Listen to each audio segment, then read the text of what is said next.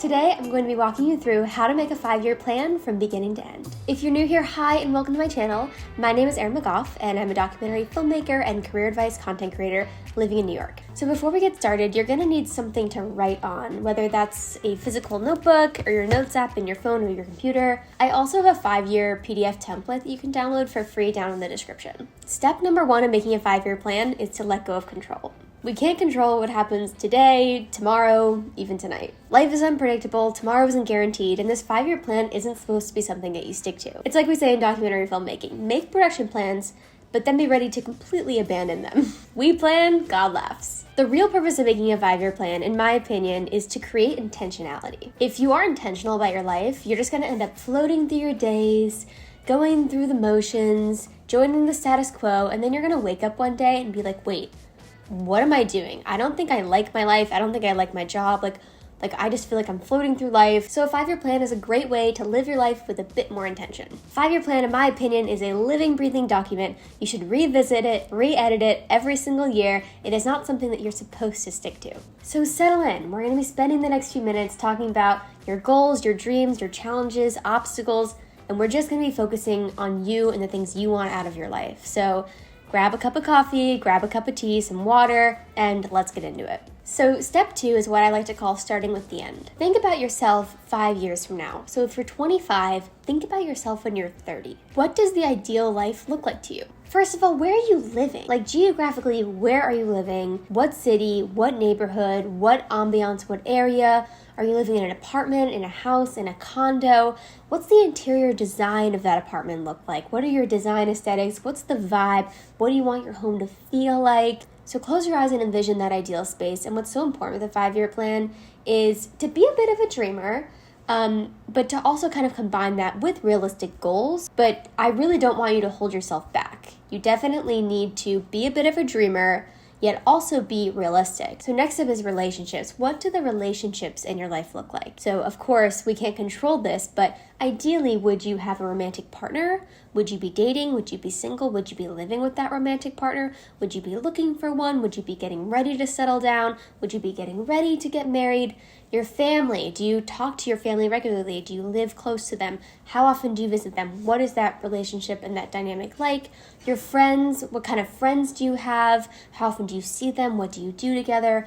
How do the relationships make you feel? Next up is your job. So what do you do to make money? What do you do for a living? Do you work for yourself? Do you work for somebody else? Is your job fun? Is it predictable? Is it fulfilling? Do you go into the office? Do you work remote? If you do go into the office, what's the vibe? Are you traveling a lot? If you work from home, what does that home office look like? Just really envision your professional life and what that looks like. Next up is your health. So how do you look and feel? How does your body look? How does your body feel? Are you exercising regularly? What are you eating? How's your mental health? Are you going to therapy? Are you on or off medication? Just explore how you feel in your physical body.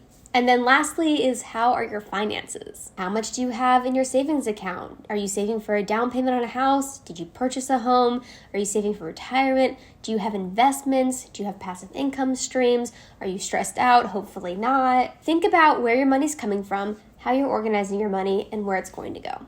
And then at the end of this section, ask yourself those more specific questions that are unique to your personal circumstances. That could be, what is my relationship with my religion like? What is my relationship with God like? That could be, what's my relationship with my kids like at that point in 5 years? It could be, what degree have I finished? What is my educational goal? It could be, what skills have I gained? What have I invested in myself through education? It could be, how many years of sobriety have I achieved? This is the time when you think about those things that are really important to you and attach vision to that.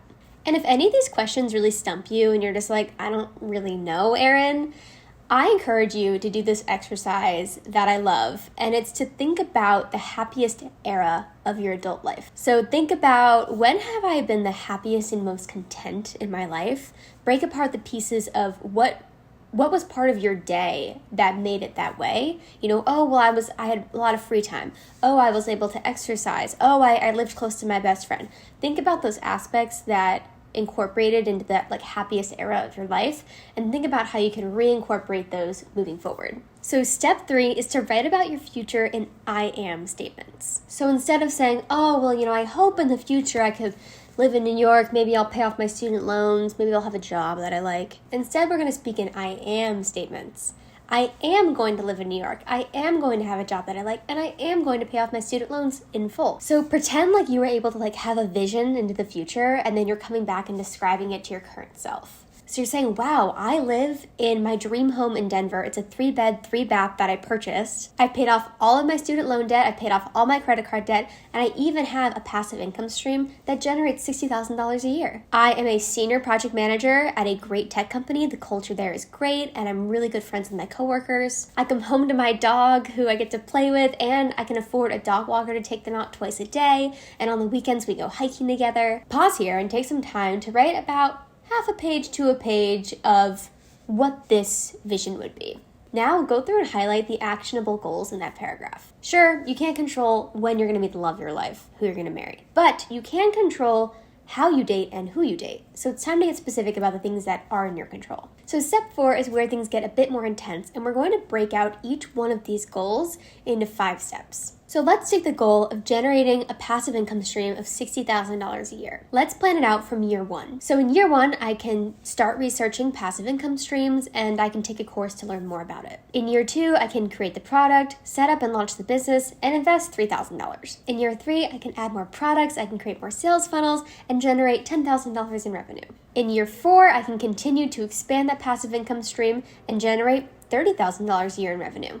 And then in year 5, my passive income stream has snowballed, and now I'm gaining $60,000 a year in passive revenue. But sometimes it can be actually a little bit more helpful to work backwards. So let's say that one of your 5-year goals is to purchase a home in Denver. So year 5, purchase a 3-bed, 3-bath home in Denver, Colorado. Year 4, have $30,000 saved in down payments and start working with a real estate agent. Year 3, save or make $10,000 and put in a high yield savings account. Year 2, save or make $10,000 and put in a high yield savings account. And year 1, save or make $10,000 and put it in a high yield savings account. And I know what you're thinking, Erin, what the heck? I don't know what's going to happen in a few years. In 2019, none of us ever knew what 2020 was going to bring. There could be a flood, a tornado, a pandemic. Stop thinking realistically, okay? A 5-year plan is just an exercise. It's a way of exercising self-care through discipline and thinking about the future. Stop thinking about, is this going to happen? I can't control it. Just think about, what if it did happen? What if this is exactly how things played out? This is the first step to making that into a reality. Speak the things that you want into existence. That's all that we're doing here. So step 5 is to create a yearly checklist. So when you take each of those goals and you've broken them down each into 5 sections, we're going to now put them on the calendar. It's so important to do this. So year 1, save $10,000 for a down payment, high yield savings account. Make extra $5,000 dog walking and pay off credit card debt. Make a spreadsheet of 10 ideal companies to work for in Denver. Research and take courses on passive income streams. Open a Roth IRA with Fidelity or Vanguard. And research local dog rescues and create a budget. The more specific you can get, the better. So now step 6, the final step, is to make things happen. This is the most important step in this whole thing. This is a step that most people skip, and this is why their 5-year plans don't work. So let's take each one of those goals from year 1 and put it on the calendar. Give yourself deadlines and tell your friends. Get accountability. Do what you need to do to make yourself reach those goals. Let's take that first goal, for example. So save $10,000 for a down payment and put it into a high yield savings account. Let's break that out into tangible goals. So you are going to set a goal to make an extra $700 a month by dog walking, and on January 31st, you are going to have your Rover profile activated and have your first client. Each week, you are going to go grocery shopping instead of eating out, and that's going to save you that extra $100. Let's take another goal. Open up a Roth IRA. On February 1st, I will watch YouTube videos comparing Fidelity and Vanguard Roth IRAs to learn which brokerage is the best place for me to set up my retirement. Let's take another goal. Research local dog rescues and create a budget. On September 1st, I will spend 3 hours researching local dog rescues and compile a list of 5. And I will also spend another 3 hours researching and creating a budget to make sure that I can afford to have a dog in Denver, Colorado. And on and on and on. This can get a little bit tedious, but it's mainly about physically putting stuff in your Google Calendar, Apple Calendar, whatever you use to manage your days, put it in there. Then at the beginning of every year, revisit this 5-year plan. Okay, it is a living, breathing document. I want you to edit it, put stuff in, take stuff out, adjust things. Don't be afraid to change it.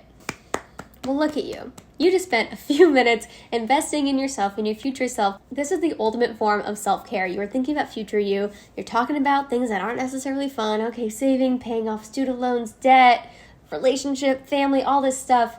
But you're doing it because future you is going to thank you. They're going to look back at you and they're going to say, I am so glad that 25-year-old Erin made a 5-year plan because that girl thought about her life and she thought about where she was going. And we only have one life to live. And you don't know, tomorrow's not guaranteed. Time is the only resource that is truly finite. Like when we started this video, you were older now than when you started this video. Don't let this depress you or bog you down or make you anxious. It is a living, breathing document. It is a personal exercise.